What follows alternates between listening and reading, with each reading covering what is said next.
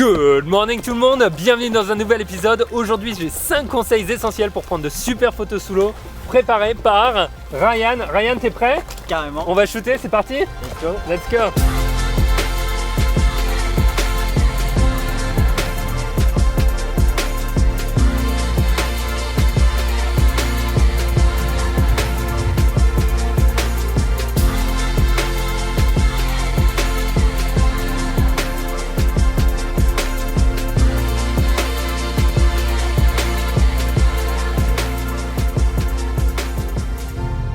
Allez hop, bienvenue dans un nouvel épisode tout le monde, j'espère que vous allez bien. Alors aujourd'hui je ne suis pas tout seul, je suis avec Ryan Bourne. Ryan, dis-nous qui tu es. J'ai 21 ans et ça fait un an que je travaille pour le projet Coral Gardeners. Je suis photographe caméraman pour eux. Notre première mission c'est de montrer la beauté de l'océan pour donner envie aux gens de la protéger.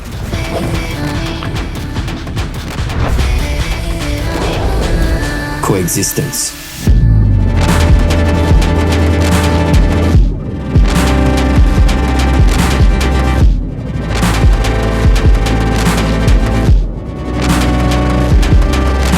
Si vous ne savez pas, Coral Gardeners c'est une association ici à Moorea en Polynésie française. Ils font un super travail de conservation et de restauration des récifs coralliens. J'étais venu il y a un an et demi à peu près pour créer du contenu et pour le partager aussi.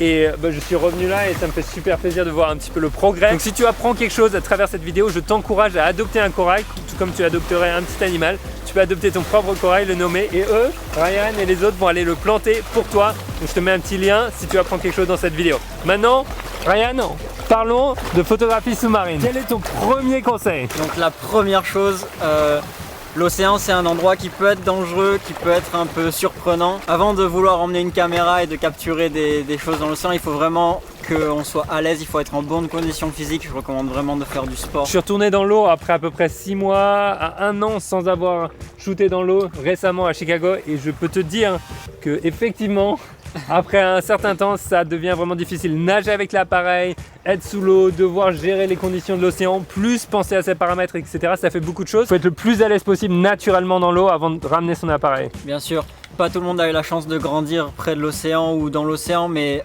avant de se lancer dans la photographie sous-marine, je recommanderais vraiment de se mettre à l'aise avec l'océan et de un petit peu plus l'apprivoiser. Il faut rester humble, c'est une force de la nature et on n'est rien devant. Conseil numéro 4. Ryan, parlons matos.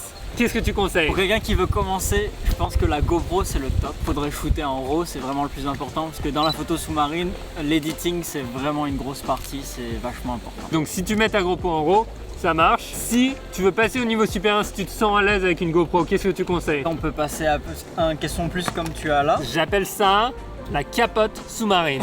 Le budget, on est entre 2 et 400 $. L'avantage, c'est que tu mets n'importe quel appareil. L'inconvénient, c'est que c'est un petit peu moins facile à régler.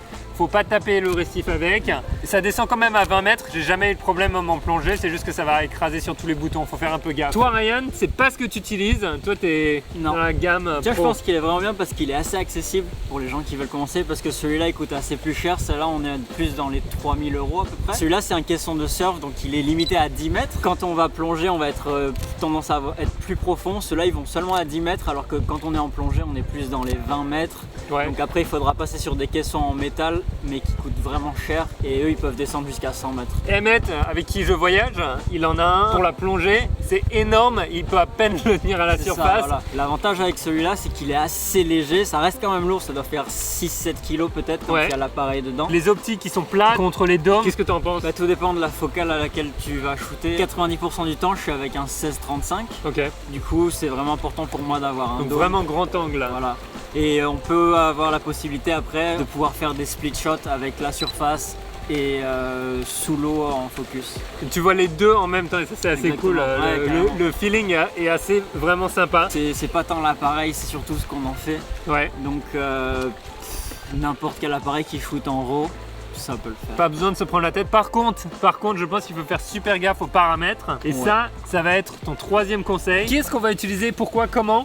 Quel est le mode que tu utilises le plus? Quand je suis dans l'eau, j'ai vraiment pas envie de me prendre la tête à régler mon appareil et tout. J'ai envie vraiment de capturer le moment.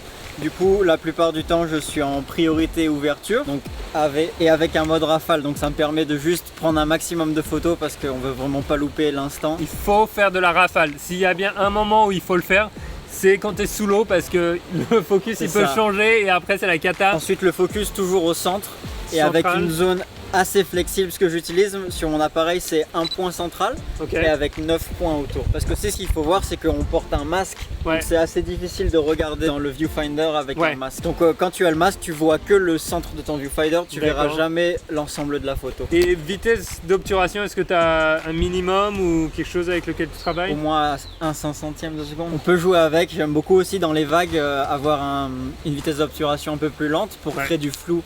Un flou de mouvement, et quand on shoot du surf ça ajoute du caractère aux photos et j'aime bien ça. Ah oui, c'est pas mal ça. C'est pas mal, ça fait des shots un peu différents. Perso, moi dans la plupart du temps je suis à autour de 1/500 ou 1 millième ou 1 1500e de seconde minimum. Pour ma vitesse d'obturation je le règle un minimum et ensuite l'appareil se débrouille avec le reste. Pourquoi? Parce que moi je bouge beaucoup avec ça. L'avantage de son caisson par exemple ou alors des caissons de plongée, c'est qu'ils sont un petit peu plus stables parce qu'ils sont vraiment lourds. Ça c'est un petit peu plus léger, donc tu vas avoir tendance à bouger un petit peu plus. Donc en paramètre tu vas peut-être devoir compenser à peine plus. Ouverture, tu es à quoi? 2.8, 4, 5? Je me prends pas trop la tête, je reste au minimum que mon objectif peut me permettre. Sur celui-là c'est f2.8. Ok, et tu conseillerais d'essayer à 1.4 ou... Alors tout dépend de la focale. Si c'est un grand angle, je conseillerais d'être au minimum.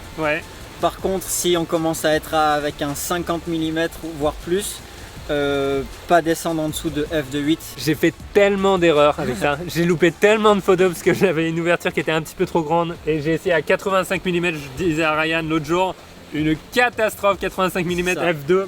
Parce qu'après le focus va tendance à se faire sur la surface de l'eau juste devant nous et on va louper plein d'images. Ou les particules, si l'eau est pas super claire, c'est terminé. Si tu galères un petit peu à 2.8, essaye f4, f5, 6.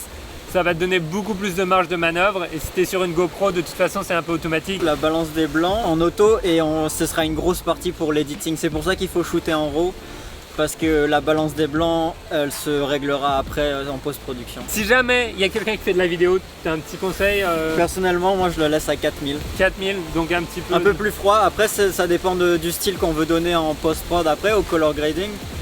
Généralement, j'aime bien que ce soit un peu plus froid, du coup je le laisse vers 4000. Si tu as des questions pour les réglages, tu nous demandes dans les commentaires. Si tu as appris quelque chose, n'oublie pas, adopte ton corail tout de suite. Maintenant, il t'attend. Tu vas être papa d'un petit corail ou maman d'un petit corail qui s'appellera, je sais pas comment tu vas l'appeler, et Ryan va aller prendre des photos de ton corail. Conseil numéro 2. Qu'est-ce que c'est? L'editing. Édition, retouche de nos photos. Qu'est-ce qu'il y a? Pourquoi c'est important?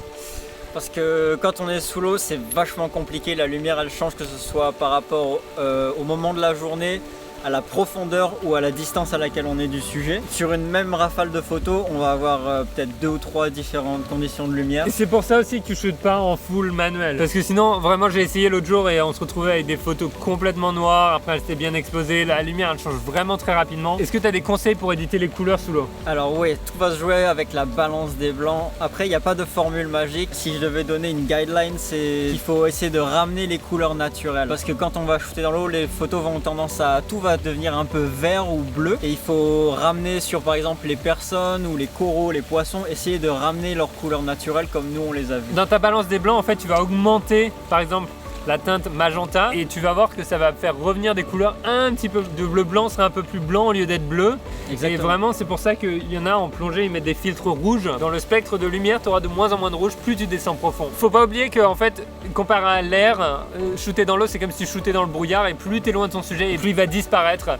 Du coup à travers ton editing ton but ça va être de rendre l'eau un petit peu plus transparente. Exactement. Et si tu peux shooter très près en fait des objets c'est 100 fois mieux. Ouais, c'est mieux, puis au plus près après c'est aussi ce qui nous intéresse, c'est trop intéressant d'être avec la vie marine. Si tu as des questions, n'hésite pas, on a encore un conseil pour toi, le conseil le plus important. Allez hop, conseil numéro 1, Ryan, dis-nous tout. Donc c'est de connaître son équipement sur le bout des doigts, il faut vraiment le connaître par cœur parce que c'est pas au moment où on va être dans l'eau devant une baleine ou un requin qu'on va se poser les questions de savoir comment ça marche, comment le régler. L'océan c'est un endroit qui peut faire peur parfois, il faut vraiment être à l'aise et il faut pas perdre du temps à se poser trop de questions sur son équipement, il faut être dans le moment présent. Quand tu vas shooter, que ce soit dans l'eau, dans une rivière, que ce soit n'importe où, tu es là pour capturer le moment, le requin il va peut-être venir pendant 2 secondes ou le poisson ou alors ton copain qui est en train de faire du free dive, tu vas pas lui demander de rester pendant c'est ça. 8 heures au niveau d'un requin ou au niveau d'une baleine. Surtout il faut être avec rapide. les animaux, quoi. On les contrôle pas, donc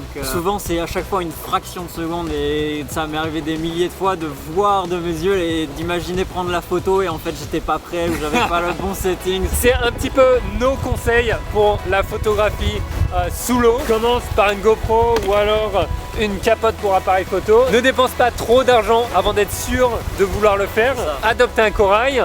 Yes. Va dire bonjour à Ryan sur Instagram. C'est la tempête, donc on va rentrer et on se retrouve dans le prochain épisode. Ciao!